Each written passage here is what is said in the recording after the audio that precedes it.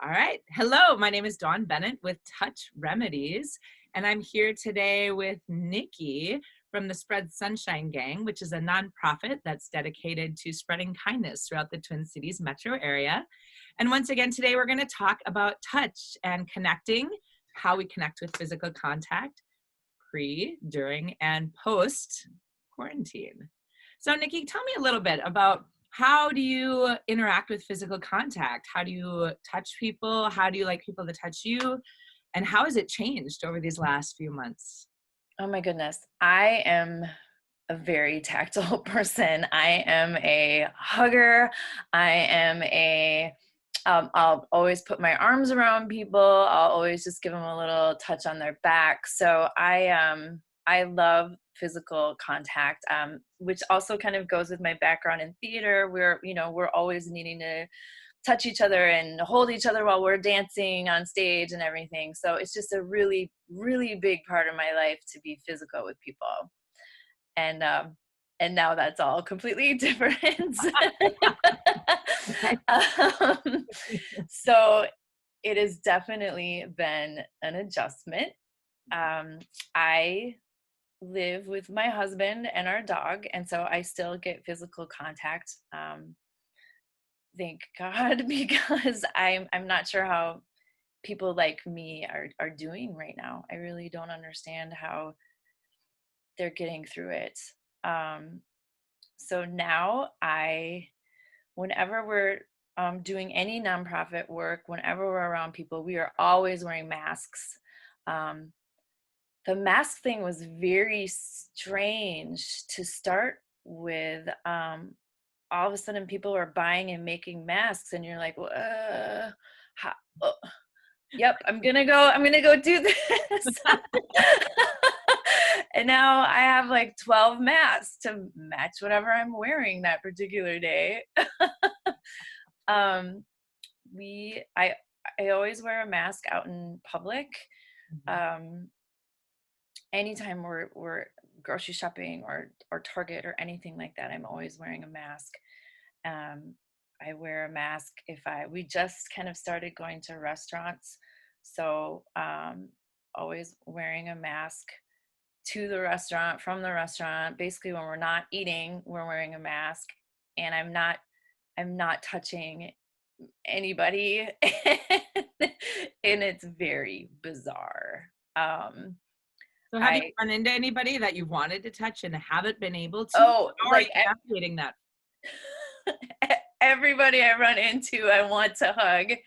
Mhm. Um, I the first few times that happened, I actually went in for the hug because it's such a natural reaction for me to go in and then just stop myself. Mhm. Um, and now I'm really continuing to try to keep that 6 foot distance. And so I don't know. I just don't get any closer. I have hugged a few people. This past Father's Day, I hugged my dad for the first time since the end of February probably. And it was very, very, very interesting because I had to really think about it ahead of time. Like, how do I navigate this? I should ask. I shouldn't just like put my body on another person. And in general, you shouldn't put your body on another person without asking. I mean, really, this is the lesson that I'm learning, is like, maybe not everybody wants a hug. But I said to my dad, um we went out for a meal together for the first time in months, and I said, Dad, can I hug you? And he said yes, and it was just like lovely. There's a couple other people I've hugged my husband's family. Mhm. um and also, interestingly enough, once we've started to see friends more, we have to have those discussions ahead of time. Like, we went over to a friend's for a barbecue, and they said, let's put some guidelines in place. Let's just talk about this now so it's not weird when we get there. And so it's just, the whole thing is frustrating and challenging, and also what we have to do right now. Do you foresee yourself getting more casual with hugs and physical contact as things keep opening and as, numbers go down? Or how do you foresee that for yourself? How do you want to navigate that? Well, I definitely would love to get back to where I was with hugging people, and Mhm. I'm absolutely more open. I'm open to it. I just, there's gonna need to be a conversation between, maybe not a big conversation. Maybe it's, oh my gosh, Dawn, it's so good to see you. May I hug you? Because I want to make sure it's okay with the other person too. And I think it's gonna be that way. I don't know, until there's a vaccine, until all restrictions are lifted. Um, I think this is our new normal, at least for the time being, and maybe for forever, which breaks my heart. And also, that's just what we're dealing with. Yeah.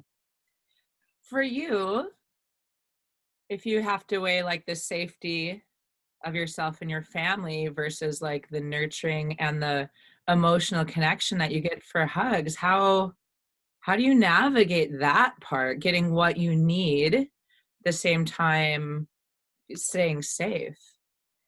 Well, I'm lucky that I live with Paul and Trooper, our dog, because I I am able to, and in fact, I've always done this even pre-COVID.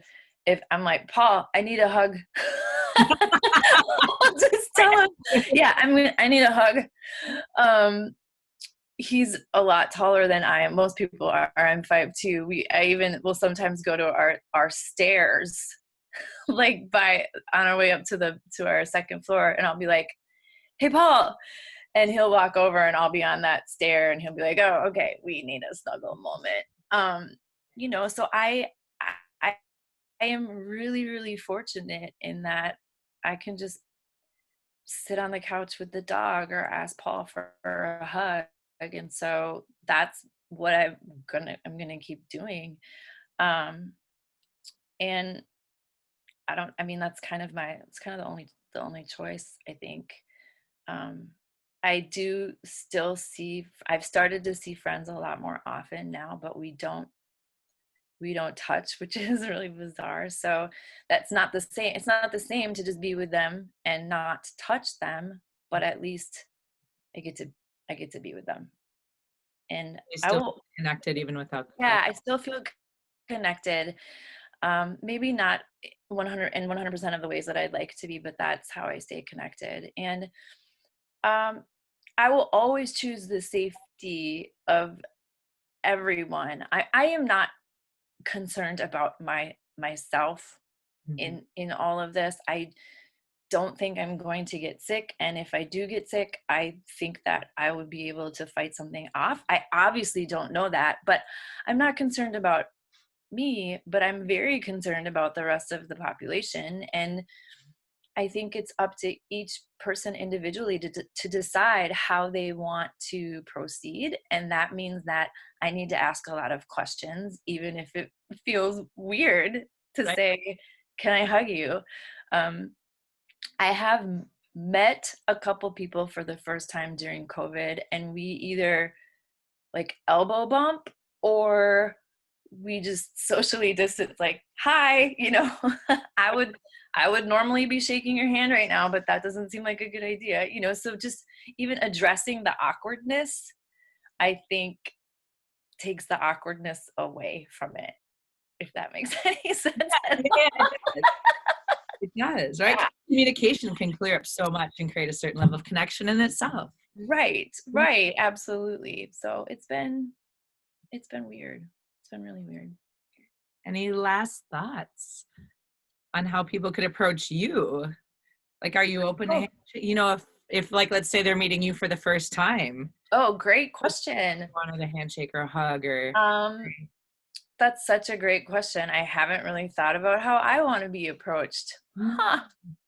Let's let's unpack that at some point.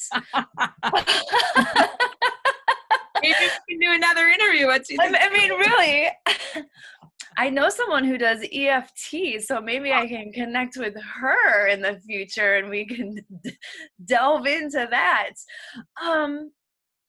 Yeah, I'm cool with an elbow bump. Uh, yeah, I'm cool with an elbow bump or just like a awkward wave, a air high five. Right?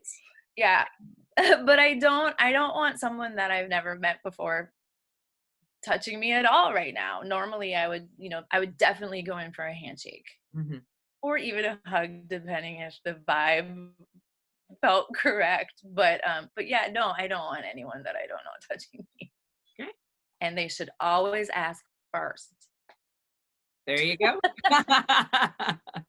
It's the biggest level of communication I think we're all navigating right now, right? Well, Learning how to talk truly. about physical contact again in a way we've never done it before. We should have been perhaps talking about this the whole time. I mean, this goes into a lot of other like deeper layers, even just about consent, but really, um we should always be asking people what's an what's an appropriate way for me to say hi to you. Or I'm thinking about, I had an event in January, and someone I didn't know came to our event to volunteer for the very first time. And I, for the first time ever, this is before COVID, or before COVID hit Minnesota.